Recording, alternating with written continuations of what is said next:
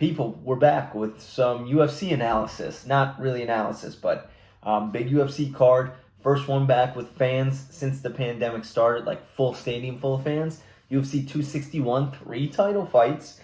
I actually I parlayed the 3 title fights, so I'm going to go over it.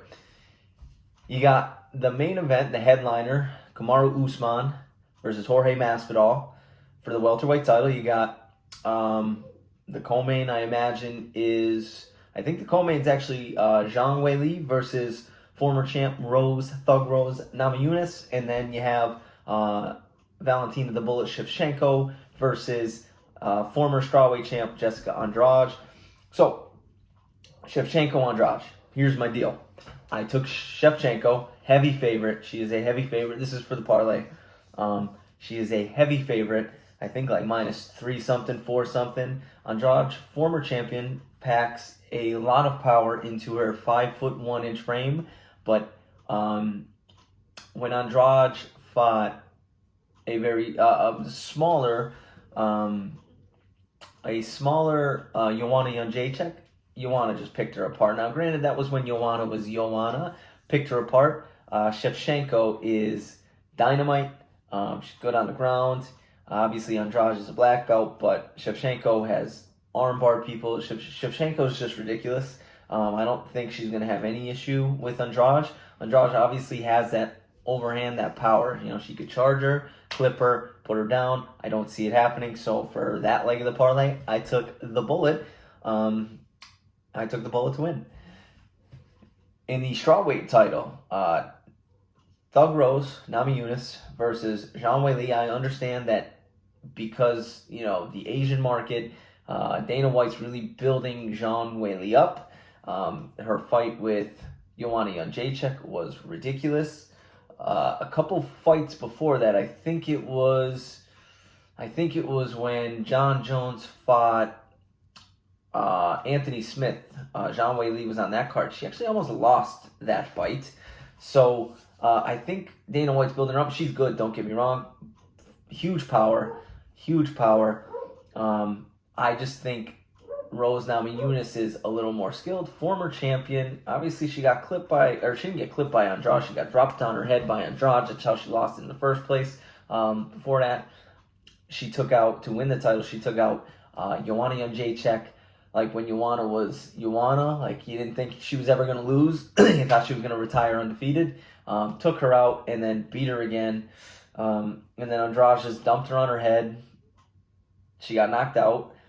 And then Andrade fought Zhang Weili, lost to her. Rose came back, avenged her loss to Andrade, looked good doing it. I think Rose is the best strawweight. She is a pretty good underdog. When I bet her part of this parlay, she was like plus 180. I would probably also go back and throw just a bet on her because she's such an underdog. And I think people are betting Zhang Weili because of the hype that kind of Dana White's putting behind her. But I think Rose, I don't think the odds should be as there should be as big of a discrepancy in the odds as there are. So that part of the parlay, I took Rose to get the upset over Zhang Weili. I wouldn't see it as an upset, but I mean, according to the odds, it's an upset. And then you have the main event, Usman Masvidal. I'm a big Masvidal guy. I like him. He's exciting. Talks trash. Heck of a striker. What I saw from Usman against Gilbert Burns on the feet. Obviously, Gilbert Burns, first round, he was quick when he was still explosive. Usman had to stand with him, couldn't really take him down because you put him on the ground. I understand Kamaru Usman is, world-class wrestler, but Gilbert Burns is literally a jiu-jitsu champion, like a bona fide jiu-jitsu stud. You don't want to go down to the ground with him. So Usman kind of had to stand. I thought Gilbert Burns was going to be the guy to beat Usman because of the package he was bringing. Pretty explosive, pretty good kickboxing, and dynamite on the ground. So even if Kamaru wanted to play that game, good chance that he can catch him in a submission. First round, it was Burns. After that, Usman Usman had his way. Usman was picking him apart on the feet when Gilbert Burns started to get a little tired. Usman did not look like, with Trevor Whitman, he's with Trevor Whitman now because of that camp, because him and Gilbert Burns were teammates, went out, was with Trevor Whitman, who's a phenomenal striking coach. Great. I think he got much better for that fight with Gilbert Burns, and I think he's probably gotten even better since then. So I don't think it's going to be as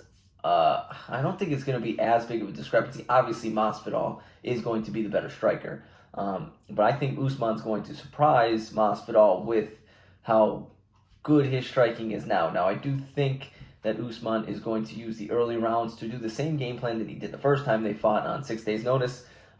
He's going to try to get him up against the fence, do the foot stomps, wear him down. And I actually, because, again, Kamaru Usman is such a heavy favorite, for some reason in my mind, I see Usman getting a stoppage. I see not submission, I see him getting a TKO knockout stoppage of Masvidal. Don't know why, so I bet that on the side because it was like plus 280. In the parlay, I took Usman to win. He's straight up, he's like a minus 400 favorite. But, so that's it. So my parlay, I took Usman to beat Masvidal.